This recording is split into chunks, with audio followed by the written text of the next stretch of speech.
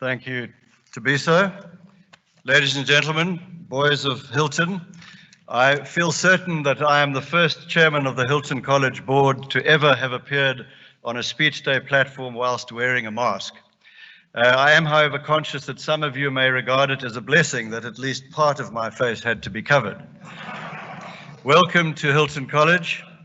Happily, not even the most virulent virus to have beset the earth since the Spanish flu in 1915 can detract from the glory of our surroundings and the incomparable beauty of this magnificent place.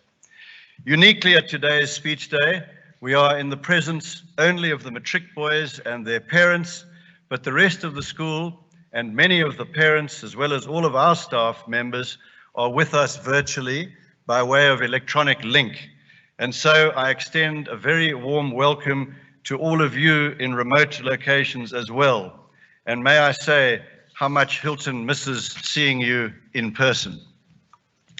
We do not have the usual collection of invited dignitaries, but we are delighted that our guest of honor, Mr. Bruce Whitfield, has braved the pandemic and traveled to the Midlands to address us today. Welcome, Bruce. I'm sure you will not mind if I reveal that you are in fact a St. Andrews old boy. Despite the banter, our ties with that great school are very strong indeed. Bruce is one of Radio 702 and indeed South Africa's leading journalists, and those of you from Johannesburg can testify to the great joy of listening to Bruce's Money Hour show every afternoon. Not all of Bruce's guests enjoy the experience, however, because his interviews with business people and politicians, Bruce always avoids platitudes and instead hones in on the tricky issues with rapier-like accuracy, generally causing many a dry mouth whilst he simultaneously smiles benignly at his guests. We look forward to hearing from you shortly, Bruce. A crisis always throws up heroes, and my heroes for 2017 are Hilton staff. To cater for the COVID-19 situation, the school provided online learning.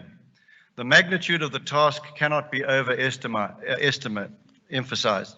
For many months, dedicated teachers taught Hilton boys remotely over their laptops. This required a particular effort in very trying circumstances, but Hilton maintained its teaching program and did so at a very high standard. I wish to convey a very special debt of gratitude to Hilton staff members for their service to the school. Your burden was doubled. You have had to navigate the vagaries of technology. You've worked in an uncertain and ever-changing environment, but you have risen admirably to the challenge and have succeeded in delivering the academic year in the midst of the most extraordinary circumstances. For some years, I have said that it is a board priority to raise Hilton's academic standards to the level that we have always aspired to. The steady improvement over the past few years saw Hilton's 2019 matric results being ranked second amongst all its competitor schools in the country. And the board congratulates the staff and the boys on this excellent set of results. I announced earlier this year that the board had decided to extend the tenure of our headmaster, Mr. George Harris, for a further 6 years, so that Hilton's 17th headmaster will take the school right up to the year 2028. We believe this will give Hilton a period of unprecedented stability and progress.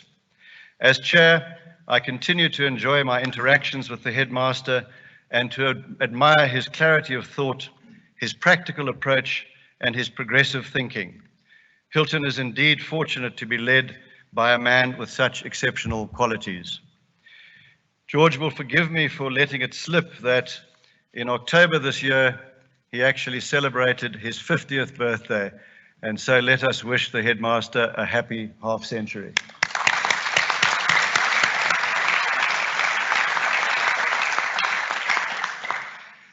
Hilton's old boys are integral to the school. Earlier this year, during the hard lockdown, a search unearthed Hilton's oldest living old boy. No, not me, but Mr. Michael Hawthorne, who was born in 1922, came to Hilton before the outbreak of World War II and is now 98 years old. We certainly look forward to your centenary, Mr. Hawthorne. Unfortunately, not everyone can live to such an impressive age.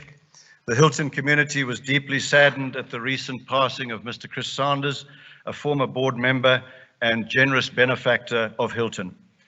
I believe great schools are made up of enduring family relationships. The Sanders family are fourth-generation Hiltonians. I pay tribute today to Mr. Chris Sanders and his wife Pam, who together were two of Hilton's most dedicated supporters. Both will be greatly missed. You will know that Hilton, like most leading schools all over the world, relies on endowment funding to thrive. For almost 150 years, generations of Hiltonians have selflessly contributed to building a legacy that has stood the test of time. This legacy is embodied in all that you see at Hilton College today.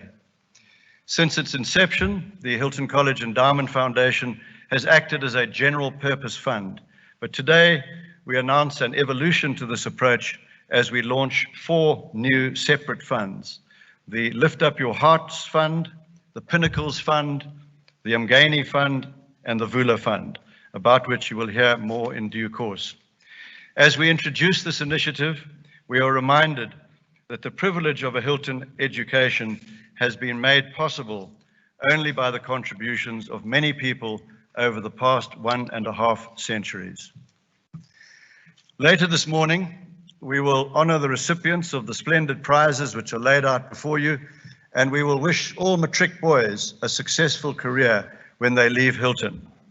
I'm proud to say that one such boy who was on this platform as Hilton's Duck Scholar in 2016, Andrea Tonelli, has just been awarded the Mandela Rhodes Scholarship for 2021, a singular honor and the first time since 2005 that Hilton has enjoyed this accolade. You can see the board over there. We know Andrea will proudly sport the fleur-de-lis as he embarks on his new life amidst the dreaming spires in Oxford. And now to Hilton's matrics of 2020. I have to say, what bad timing, Oaks. I'm afraid that 2020 has not been so steez, as I understand you say. You have been cruelly denied a number of Hilton's rites of passage: the Red Black Party, the Hilton Michael House, the Matric Dance, the Arts Festival, and so the list goes on. We emphasize with your predicament, and we wish it had been otherwise. However, as a group, you have nonetheless managed to squeeze every ounce of experience out of your final year at Hilton. You have enjoyed the estate more extensively than your predecessors. You have bonded incredibly closely with your fellow matriculants, and you have worked your way through world-changing events like Black Lives Matter with a maturity which is exemplary. I really hope for your sake that there will be no social distancing necessary for you at university next year, and that there will be no curfews, and that you will enjoy the unbridled pleasure of being a first-year university student. In the meantime, best of luck for your matric exams, and may you take from your 5 years at Hilton wonderful memories of this great place. Remarkably, there has not been a single board meeting held at the school in 2020. And so I must say that much like the matrics, we board members feel rather robbed as well. But we are looking forward to gathering here on the 27th for the final meeting of the year. As always, I thank my fellow board members, and especially my deputy, Chris Todd, for serving so enthusiastically on the board and bringing such positive energy and wisdom to the task.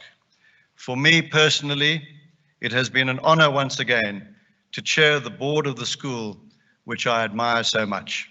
Thank you all very much.